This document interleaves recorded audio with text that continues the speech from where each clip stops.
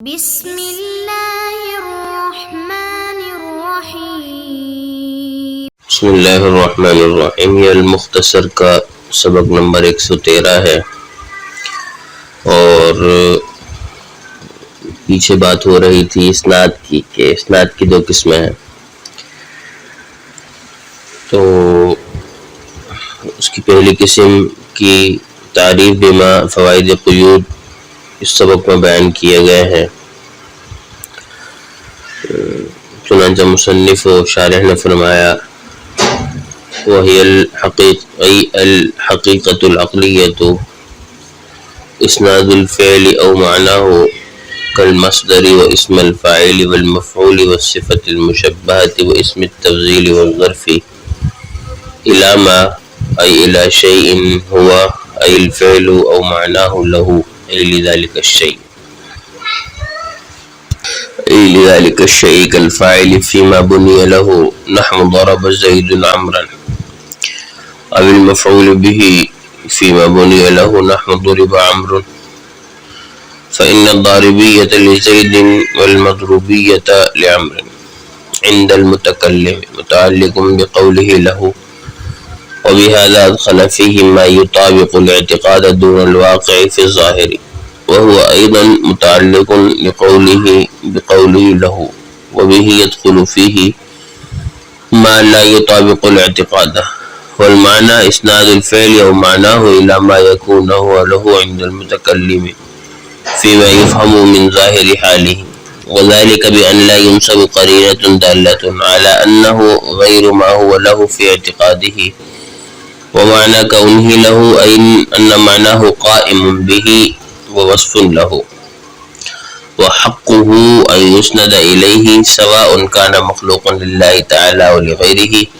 وسواء كان صادرا عنه باختياره كضرب أو لا كمرض ومات۔ تعریف مصنف نے فرمایا ہے حقیقت عقلیہ کہ حقیقت عقلیہ یہ ہے کہ فعل یا معنی فعل اس چیز کی طرف ان کی نسبت کی جائے جس چیز کے لیے فعل یا معنی فعل ثابت ہو۔ یعنی حقیقت عقلیہ کیا ہے؟ حقیقت عقلیہ یہ ہے کہ فعل یا معنی فعل کی اس چیز کی طرف نسبت کی جائے جس چیز کے لیے فعل یا معنی فعل جو ہے وہ ثابت ہے متکلم کے نزدیک اس کے ظاہری حالت کے مطابق۔ اب یہاں پر فعل سے مراد تو فعل اصطلاحی ہے، اور معنی فعل سے مراد جو ہے وہ معنی تضمنی یعنی حدث ہے، یعنی جس میں فعل والا معنی ہوتا ہے، یعنی اس میں فاعل، اس میں مفعول، صفت مشبہ، اس میں تفضیل اور ظرف، اور اس چیز سے مراد وہ ہے جس کے لیے فعل یا معنی فعل ثابت ہو، یعنی اس کے ساتھ قائم ہو۔ اب مبنی للفاعل یعنی معروف میں فاعل کے لیے فعل ہوتا ہے جیسے ضرب زید عمرا، اور مبنی للمفعول یعنی مجہول میں مفعول کے لیے فعل ہوتا ہے جیسے ضرب عمرو۔ تو مثال اول میں فاعل کی طرف اور مثال ثانی میں مفعول کی طرف اسناد جو ہے وہ حقیقی ہے۔ کیوں؟ اس لیے کہ ضاربیت زید کے لیے اور مضروبیت عمر کے لیے یہ ثابت ہے، اور اسناد بھی انہی کی طرف کی گئی ہے، تو لہذا یہ حقیقت عقلیہ ہے۔ اندر متکلم کے بارے میں شارح نے کہا ہے کہ یہ مصنف کے قول لہو کے متعلق ہے، یہ لفظ لہو کے نہیں بلکہ اس کے جو عامل ہے معذوف استقرہ اس کے، اور مطلب یہ ہے کہ عند المتکلم لہو کے فعل سے متعلق ہے جس سے لہو متعلق ہے آگے، یعنی استقرہ۔ مطلب یہ ہے کہ حقیقت عقلیہ یہ ہے کہ فعل یا معنی فعل کی نسبت اس چیز کی طرف کی جائے جس کے لیے متکلم کے اعتقاد میں وہ فعل یا معنی فعل ثابت ہو، اور پھر ظاہر بھی اسی لہو کے عامل کے ساتھ متعلق ہے، اور مطلب یہ ہے کہ حقیقت عقلیہ یہ ہے کہ فعل یا معنی فعل کی نسبت اس چیز کی طرف ہو جس کے لیے وہ فعل یا معنی فعل متکلم کے اعتقاد میں ثابت بھی ہو، اور متکلم کے ظاہر حالت سے یہ بات سمجھ میں بھی آ رہی ہو کہ اس نے فعل یا معنی فعل کو اسی چیز کی طرف نسبت دی ہے جس کے لیے وہ ہے، اور کلام میں ایسا کوئی قرینہ قائم نہیں کیا اس نے کہ جو اس کے خلاف پہ دلالت کرے، جو اس پر دلالت کرے کہ متکلم نے جو فعل یا معنی فعل کو نسبت دی ہے وہ اس کے اعتقاد میں غیر واہ لہو کے لیے، ایسا کوئی ظاہر نہ کرے، تو یہ ظاہری حالت بھی اسی طرف مفہوم ہو رہی ہے، سمجھا رہی ہے کہ اسناد جو ہے وہ حقیقی ہے، اور جو اس کے عقل میں تھی اس کے ذہن میں اسی چیز کی طرف جس کی طرف اسناد دی ہے۔ آگے ومعنی کونہ سے شارح رحمہ اللہ نے فرمایا ہے کہ اس چیز کے لیے فعل یا معنی فعل کے ہونے کا مطلب یہ ہے کہ فعل یا معنی فعل کے معنی جو ہے اس چیز کے ساتھ قائم ہوں اور اس کے لیے وصف ہوں، یہ مطلب ہے اس کا۔ اور فعل یا معنی فعل کا معنی اس چیز کے ساتھ قائم ہو اور وصف ہو، یہ نہیں ہے کہ مطلب یہ نہیں ہے اس کا کہ وہ اس پر محمول ہو، بلکہ حقیقت یہ ہے کہ فعل یا معنی فعل اس چیز کی طرف منسوب کیا جائے جو جس چیز پر فعل یا معنی فعل محمول ہونے کی صلاحیت رکھتے ہوں یا نہ رکھتے ہوں۔ یعنی مطلب یہ ہے کہ وہ معنی کونی اشارہ یہ بیان کرنا چاہ رہے ہیں کہ اس چیز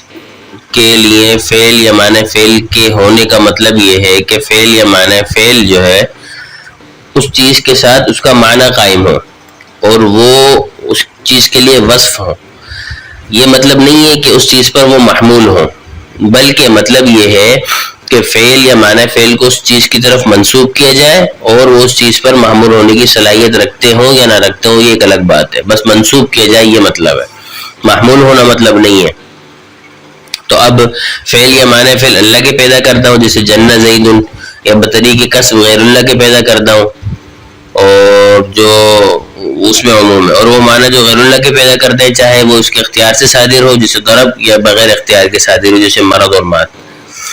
تو یہ سب اس میں۔ تو مطلب یہ نہیں کہ محمول ہو، مطلب یہ ہے کہ بس وہ قائم ہو اس چیز کے ساتھ اور اس کی طرف منسوب ہو، بس اب چاہے وہ محمول ہونے کی صلاحیت رکھے یا نہ رکھے۔ شارح رحمہ اللہ کی عبارت سے بظاہر یہ معلوم ہوتا ہے کہ مرض اور موت یہ غیر اللہ سے اس کے اختیار کے بغیر صادر ہوتے ہیں، حالانکہ یہ دونوں تو غیر اللہ سے صادر ہی نہیں ہوتے۔ تو بہتر یہ تھا کہ شارح جو ہے وہ تحرک المرتعش پیش کرتے مثال میں، ریشے والے نے حرکت کی تو وہ مثال پیش کرتے جو اس کے بغیر اختیار کے صادر ہو۔ تو جواب یہ ہے اس کا کہ شارح رحمہ اللہ کا جو مطلب قول اولا، اس کا مطلب یہ کہ وہ معنی یا تو اللہ کے پیدا کرتا ہوں یا پھر غیر اللہ سے اس کے اختیار سے صادر نہ ہوئے ہوں۔ تو اختیار سے صادر نہ ہوئے ہوں اس کی دو صورتیں ہیں، ایک تو وہی ہے کہ اس کے اختیار کے بغیر ہی صادر ہو جائے جیسے حرکت مرتعش، یا بالکل ہی صادر نہ ہو جیسے مرض اور مات، تو یہ مطلب یہ ہے، تو عبارت درست ہے۔ اب حقیقت عقلیہ کی جو فوائد قیود ہیں تعریف کے، اس کا خلاصہ اور حاصل یہ ہے کہ مصنف نے ما ہوا لہو سے بحسب الواقع ما ہوا لہو کی طرف ذہن منتقل ہوتا ہے۔ اب یہ ما ہوا لہو جو مصنف نے فرمایا ہے تو اس سے جو ذہن منتقل ہو رہا ہے وہ ہو رہا ہے بحسب الواقع ما ہوا لہو، یعنی فعل یا معنی فعل جس چیز کی طرف منسوب ہو وہ فعل یا معنی فعل واقع میں بھی اس چیز کے لیے ثابت ہو۔ تو اب یہ جو مصنف کا قول تھا اس صورت کو بھی شامل ہوگا جو واقع اور اعتقاد دونوں کے مطابق ہو، یعنی اس فعل یا معنی فعل کا اس چیز کے لیے ہونا واقع میں بھی ثابت ہو اور متکلم کے اعتقاد میں بھی ثابت ہو، اور اس صورت کو بھی شامل ہوگا جو فقط واقع کے مطابق ہو اور اعتقاد کے مطابق نہ ہو، یعنی فعل یا معنی فعل واقع میں تو ثابت ہو لیکن متکلم کے اعتقاد میں ثابت نہ ہو۔ البتہ یہ جو قول تھا پیچھے والا ما هو له والا، تو یہ اس کو شامل نہ ہوگا جو اعتقاد کے مطابق ہو اور واقع کے مطابق نہ ہو، اور نہ اس کو شامل ہوگا جو دونوں کے مطابق نہ ہو۔ لیکن جب مصنف نے عند المتکلم کا لفظ زیادہ کیا تو اب اس صورت میں وہ صورت، اس حقیقت عقلیہ کی تعریف میں وہ صورت داخل ہو جائے گی جس میں فعل یا معنی فعل کا اس چیز کے لیے ہونا اعتقاد کے مطابق ہو اور واقع کے مطابق نہ ہو، کیونکہ عند المتکلم سے وہ آگے اندر، اور البتہ اس قید کے ذریعے تعریف سے وہ نکل جائے گا جو فقط واقع کے مطابق ہو، وہ نکل جائے گا، اس لیے کہ وہ عند المتکلم میں نہیں ہے۔ اگرچہ کہ پہلے داخل تھا، مگر جب فی ظاہر کا لفظ زیادہ کیا ہے تو تعریف میں یہ بھی داخل ہو جائے گا جو واقع کے مطابق ہو اور اعتقاد کے مطابق نہ ہو، اور وہ بھی داخل ہو جائے گا جو دونوں کے مطابق نہ ہو۔ تو گویا کہ حقیقت عقلیہ کی یہ تعریف 4 قسموں کو شامل ہوگی کہ واقع اور اعتقاد دونوں کے مطابق ہو اور دونوں کے مطابق نہ ہو، یا واقع کے مطابق ہو نہ کہ اعتقاد کے، یا اور اعتقاد کے مطابق ہو نہ کہ واقع کے۔ تو اس اندر متکلم اور فی ظاہر کی قیود سے یہ 4 صورتوں کو شامل ہو جائے گی بات مصنف رحمہ اللہ کی۔ بہرحال تو اسی کو مصنف رحمہ اللہ نے شارح اور ان کی مطابقت میں شارح نے یوں بیان کیا ہے، وہی ای حقیقت عقلیہ۔ حقیقت عقلیہ کیا کہتے ہیں؟ اسناد الفعل و معنی ہو، اسناد فعل کا یا اس کے معنی کا، جیسے مصدر ہے الاسم الفاعل والمفعول، یہ اسم فاعل اسم مفعول ہے، اور صفت المشبہۃ و اسم تفضیل و ظرف، اور صفت مشبہ اسم تفصیل و اسم ظرف ہے۔ اب یہ فعل کے معنی میں ہوتے ہیں کیونکہ حدث والے معنی ہوتا ہے ان میں، تو کہتے ہیں فعل یا معنی فعل کا اسناد الی ما ای الی شیء، یعنی اس چیز کی طرف ہو، ہوا لہو ای الفعل او معنی ہو، یعنی فعل یا معنی لہو ای لذالک الشیء، اس شے کے لیے ہو، ثابت ہو مطلب۔ تو فعل یا معنی فعل کی نسبت اس چیز کی طرف کہ جس چیز کے لیے وہ ثابت ہو، یہ اسناد حقیقت عقلیہ ہے۔ جیسے کل فاعل، جیسے فاعل فیما بنی لہو، کہ جس کے لیے اس کو بنایا گیا، یعنی مبنی للفاعل میں نحو ضرب زید عمرا، یا مفعول میں جیسے فیما بنی لہو جو اس کے لیے بنایا گیا ہو، یعنی مبنی للمفعول ضرب عمرا میں، معلوم میں ضرب زید عمرا اور مجهول میں ضرب عمرو۔ اب فإن الضاربیۃ لزید، اب ضاربیت زید کے لیے ہے اور مضروبیت عمل کے لیے ہے، اور حقیقت میں بھی ایسی ہو رہا ہے اسناد کی طرف، کیونکہ یہاں پر جو ہے وہ اسناد بھی اسی چیز کی طرف ہو رہا ہے جس کے لیے وہ ثابت ہے۔ عند المتکلم، متکلم کے نزدیک، متعلق بقولہ لہو، یہ لہو کے متعلق ہے یعنی اس کے عامل کے۔ تو کہتے ہیں وبہذا دخل، اور اس قید کے ذریعے یعنی عند المتکلم کے ذریعے دخل فیہ، اس کی تعریف میں ما وہ صورت داخل ہو گئی یطابق الاعتقاد دون الواقع،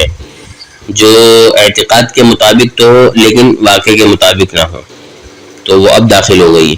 کیونکہ عند المتکلم میں اعتقاد ہے تو اس میں داخل ہو گئی۔ فی الظاہر، ظاہر میں، وہو ایضا متعلق بقولہ لہو، یہ بھی لہو کے متعلق ہے، اور فی الظاہر کی قید سے یدخل فیہ ما لا یطابق الاعتقاد، تو اس میں وہ بھی داخل ہو گئی جو اعتقاد کے مطابق نہ ہو، تو وہ بھی داخل ہو گئی۔ والمعنی،